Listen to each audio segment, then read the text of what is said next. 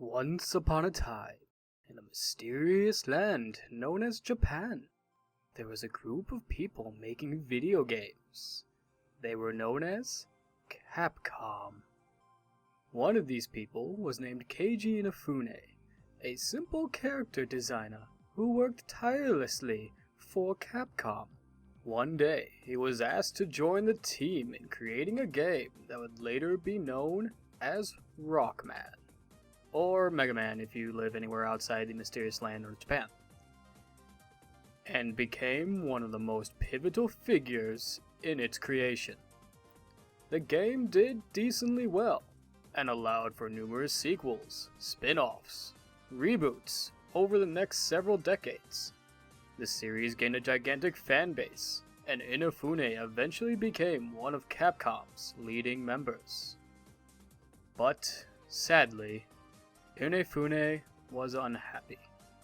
He felt that both the Japanese gaming industry as well as his creativity were becoming stagnant. So, on October of 2010, he left Capcom, never to be seen again. Until 2 months later when he started up his own company called Comcept. Then, in August of 2013, Inafune started a Kickstarter for Mighty No. 9, what he claimed would be the spiritual successor to Mega Man, which he couldn't make because Capcom owned the rights to that. The Kickstarter itself was a massive success, meeting numerous stretch goals and raising the hopes of many fans. But things went downhill from there.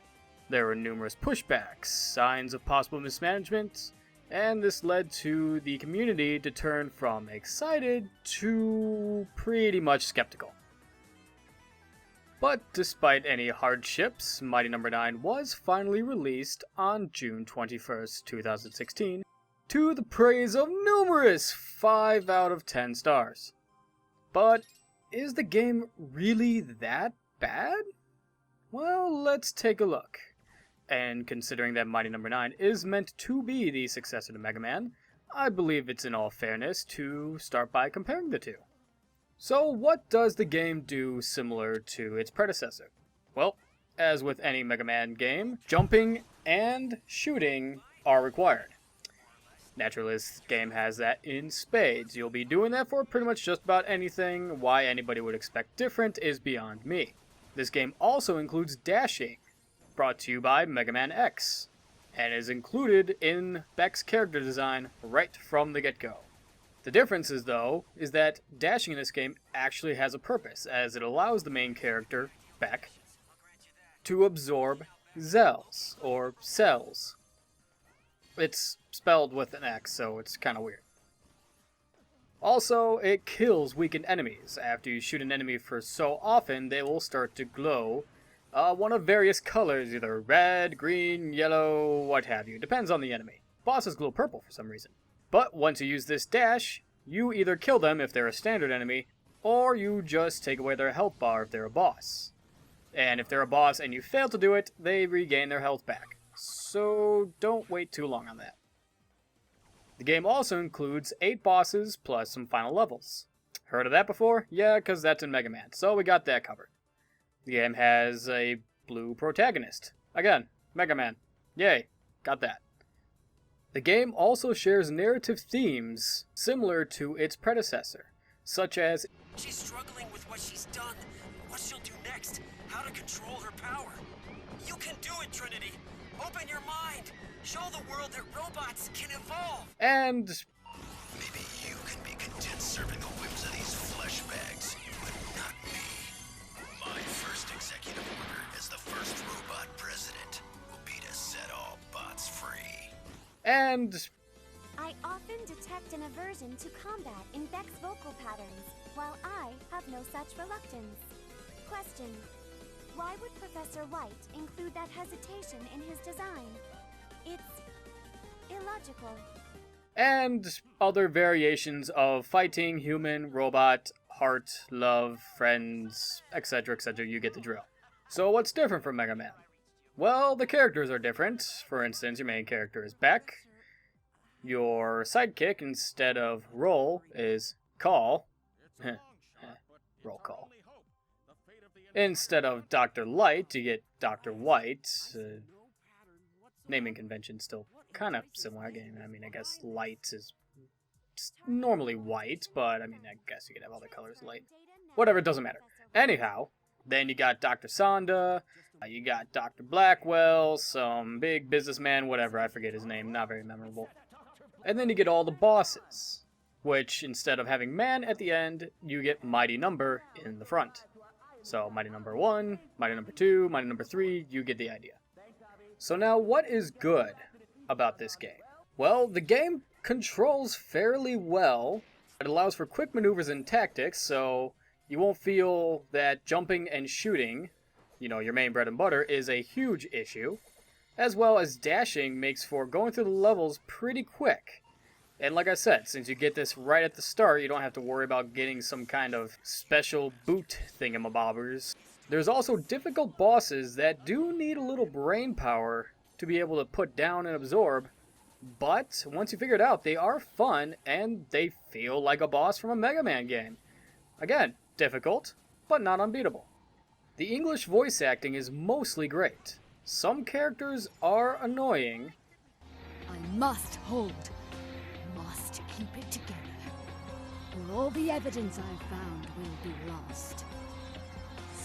Cell. It's cells. Like Ray, for example. But Comcept did hire some VA veterans, including Yuri Lowenthal, aka Sasuke from Naruto, to play Beck, and Steve Bloom, aka Spike from Cowboy Bebop, to play the boss Countershade. Emancipation is worth any price, even if it costs human lives. Yours. Speaking of these boss characters, to me, they look amazing. They definitely look like something that I would expect to encounter in a Mega Man game. Granted, they do have a little bit of differences to fit in with the current aesthetic. Also, all the new characters are pretty likable. I mean, I definitely want to know more about Dr. White. How does Dr. Sonda fit into all this? What about Blackwell? Everybody I kind of want to know more about. Heck, even the bosses I kind of want to know more about. How'd they come to be? What was their purpose? Why does the water boss have to be a baby? It's just things that makes me wonder, and I kind of do want to know more. The last thing I'm going to mention that this game does right is, at the time of this review, the game also comes with DLC missions, featuring a character named Ray, who is essentially our replacement for Zero. After completing the first DLC mission, you can play as Ray, who has her own playstyle that's very different from Beck's. Playing these missions goes into her backstory, and why she needs to constantly hunt down robots. They smell different. Taste different. There's something about the cells in these Sonda robots. Something familiar. And the best part of that is, her backstory works its way into her playstyle, making her a fun, frantic character to use. However, this does cause boss fights to be much harder while playing as her, so do be prepared when you decide to take on these missions. Now, let's talk about some of the bad things. When you die continually in the game, you will receive buffs and items when you respawn. This is similar to the Golden Tanuki in the newer Mario games, but not as potent, as a lot of these buffs are temporary and will not last throughout the entire level. This feature can be turned off though via options or using higher difficulty settings. So if you decide that this makes the game too easy for you and you want that extra challenge, do not worry, you can still have that. Dashing takes a long time to get used to. I myself have died several times due to thinking I was doing a long dash, but ended up doing a short dash, and vice versa. Also, when doing a down dash, you cannot cancel out of it. Accidentally hitting down on the control stick while trying to dash through an open crevice has allowed me to die numerous times on accident.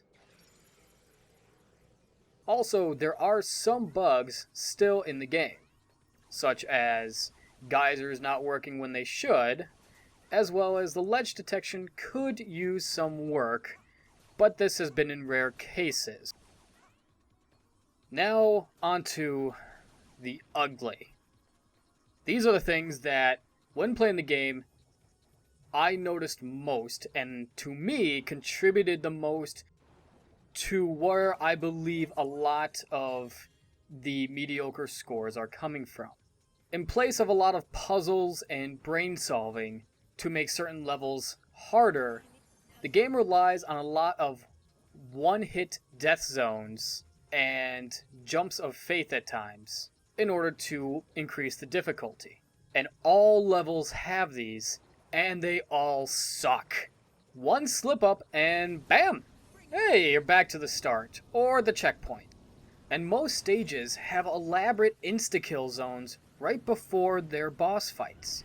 So this could be extremely frustrating, especially if you've been having difficulty getting through a certain portion of, most likely, a previous insta-kill zone that you'll have to redo when you die in the harder insta-kill zone that comes right before the boss, which is right before the next checkpoint.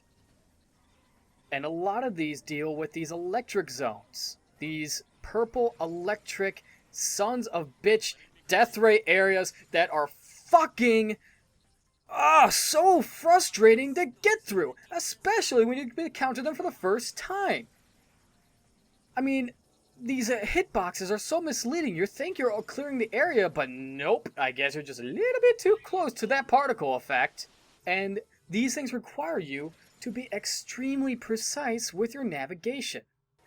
And this causes a lot of frustration, especially when going through the level for the first time, or after your 12th death, trying to get through the same puzzle over and over and over again. This especially becomes an issue during Counter Shade's level, which admittedly is possibly the easiest level in the game, but it's also the most frustrating. Because if you die, most likely on a insta-kill death zone right near the end, because you misjudged a jump, or any other numerous factors, you start right at the beginning of the stage. There are no mid-stage checkpoints here. So after trying to complete the stage numerous times, it's extremely easy to become frustrated. And this is also where I feel a lot of people may be giving some of these negative reviews, because one of the things I noticed is when I was getting frustrated, it was very easy for me to, in my mind, say, oh, I'm getting frustrated because this game isn't as good as Mega Man. That was until I realized I was looking at Mega Man through these rose-tinted glasses. The Mega Man games had numerous parts where I almost wanted to tear my hair out, and it's the exact same thing here. So why this is a factor relating just to this game, I can't reasonably do that. Because they both have their parts where it's frustrating, but this game I feel overuses the insta-kill death areas much more than Mega Man did. Which, like I said, leads to a lot of frustration with the title. And now the biggest issue I have with the game is with Beck himself. Great idea. Wait, what? Now yes, we do understand that Beck is not supposed to be Mega Man. He is somebody new. Is he allowed to play like Mega Man? Yes, and that's what we wanted. But here's the thing.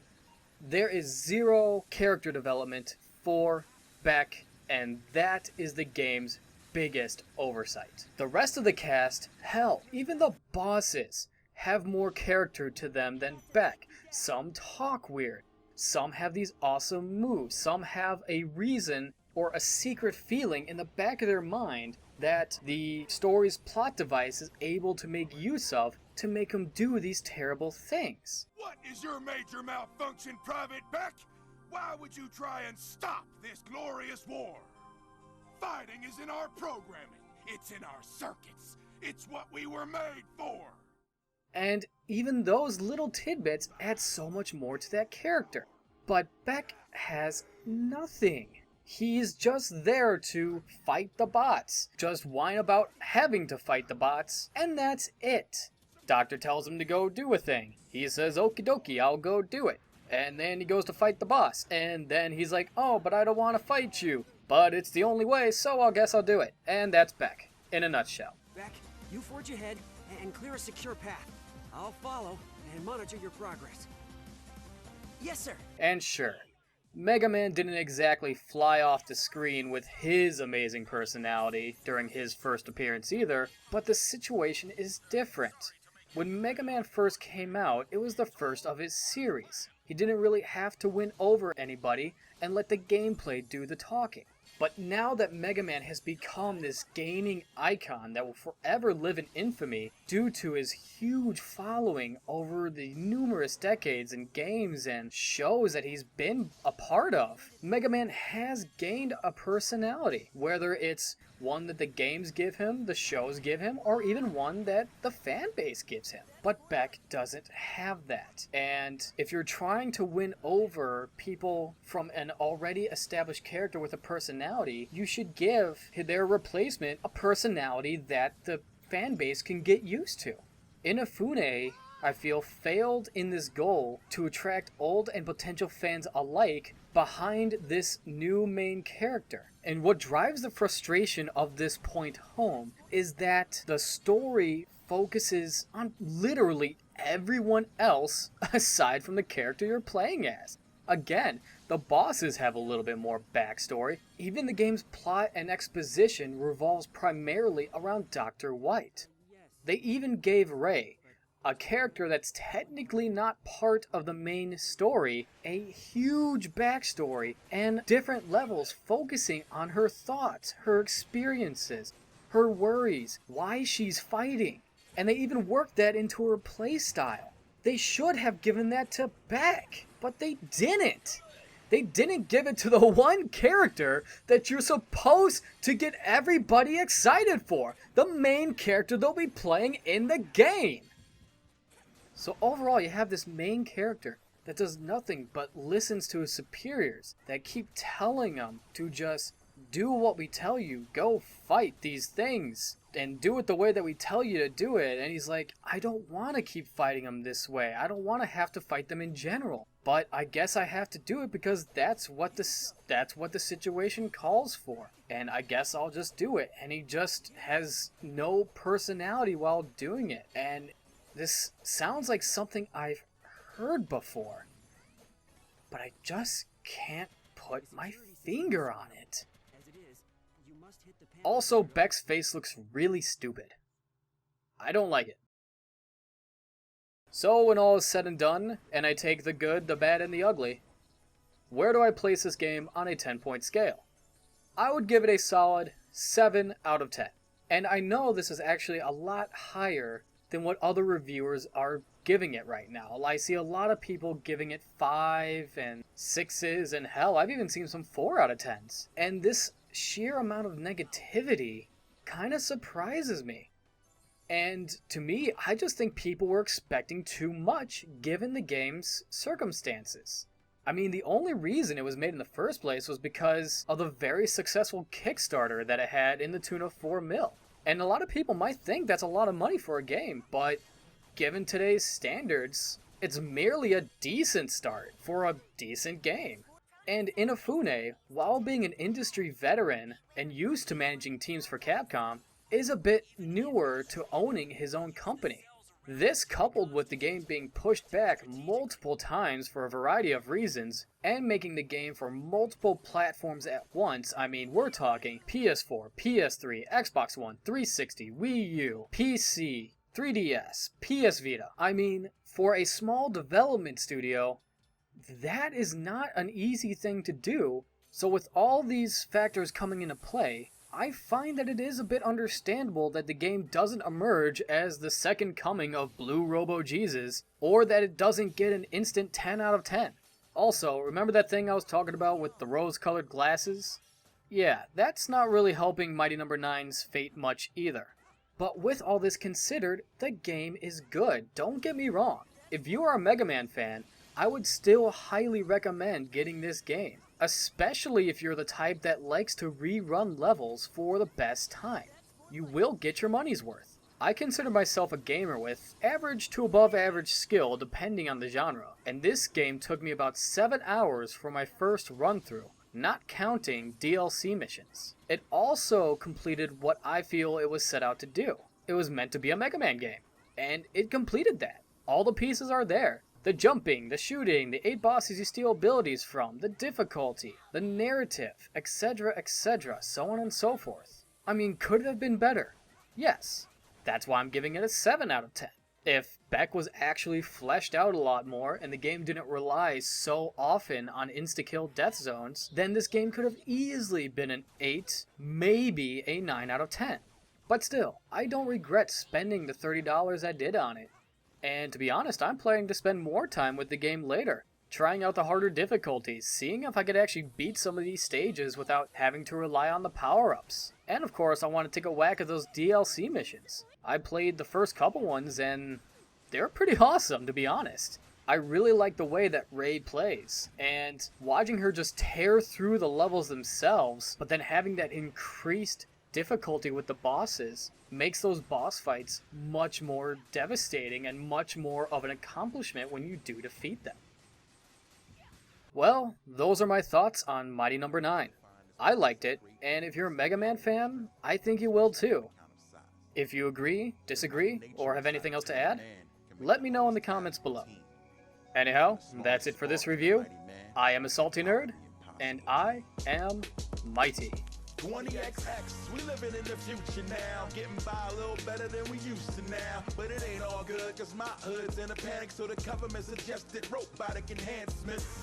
It's to level the playing field, but they ain't playing fair, so they be forced to yield. Dr. White made 9 siblings, called the mighty numbers to boost competition. Always in the top ranks, they weren't dangerous, they probably shot blanks.